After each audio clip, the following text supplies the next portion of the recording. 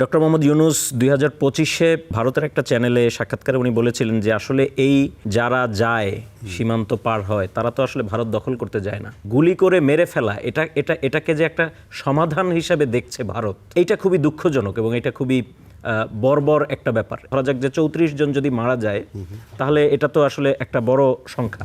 আগের বছরগুলোর চাইতে খুব বেশি ইমপ্রুভমেন্ট হয়েছে সেটা বলা যায় না। এই সরকারের আমলেও আমরা দেখলাম যে এটা শুরু হলো, এই সাইকেলটা শুরু হলো।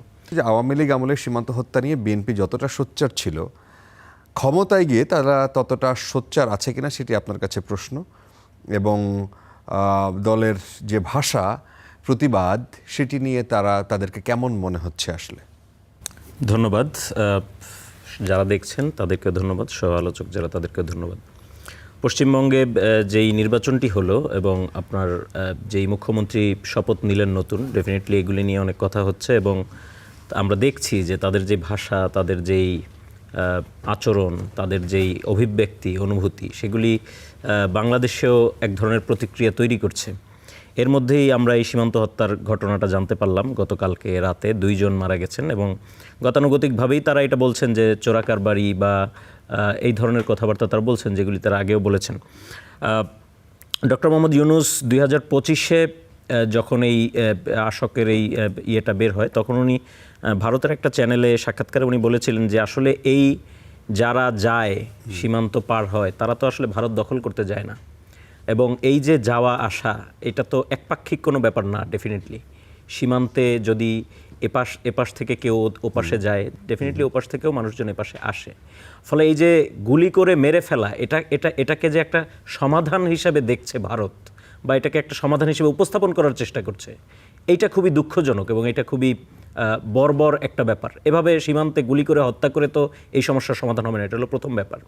দ্বিতীয় ব্যাপার হলো আমরা দীর্ঘদিন যাবত, আমরা আওয়ামী লীগের আমলে 2019, 20, 21, 22 দীর্ঘদিন যাবত আমরা সীমান্ত হত্যা নিয়ে কথা বলেছি এবং সীমান্ত হত্যার বিরুদ্ধে তৎকালীন সরকারের যেই, অন্তত আমাদের কাছে মনে হয়েছে যে নতজানু একটা তাদের যেই মনোভাব, সেই মনোভাবের আমরা সমালোচনা করেছি। ইন্টারিম সরকারের আমলে আমরা দেখেছি আমাদের পররাষ্ট্র মন্ত্রণালয় থেকে বিবৃতি দেওয়া হয়েছে। হয়তো বিবৃতির ভাষা আগের পররাষ্ট্র মন্ত্রণালয়ের বিবৃতির ভাষার চেয়ে আর কড়া ভাষা ছিল, কিন্তু আসলে উন্নতি আমরা সেভাবে দেখতে পারিনি। মানে ধরা যাক যে 34 জন যদি মারা যায় তাহলে এটা তো আসলে একটা বড় সংখ্যা। 2025 সালে এক বছরের মধ্যে 34 জন, আগের বছরগুলোর চাইতে খুব বেশি ইমপ্রুভমেন্ট হয়েছে সেটা বলা যায় না। এবং এই সরকারের আমলেও আমরা দেখলাম যে এটা শুরু হলো, এই সাইকেলটা শুরু হলো। এখন বিএনপি সরকার, আমরা দেখেছি যে বারবারই আমরা দেখি যে একটা সরকার যখন চেঞ্জ হয় সেই সরকারের বিভিন্ন সমালোচনা, পলিসির সমালোচনা অন্যান্য বিরোধী দল থাকা অবস্থায় যারা করেন, তারা নিজেরা সরকারে আসলে সেই বিষয়গুলোকে তারা সেভাবে অ্যাড্রেস করেন না বা করতে চান না। বিএনপি সরকার এখনো পর্যন্ত এই বিষয়ে আমরা দেখি নাই যে তারা কিছু বলছেন, বা তারা যদিও তারা বলেছেন যে তারা ফ্ল্যাগ মিটিং করবেন এবং তারা বিবৃতি জানাবেন, প্রতিবাদ জানাবেন, কিন্তু আসলে এই বিবৃতি, প্রতিবাদ, ফ্ল্যাগ মিটিং এটা কতদিন চলবে?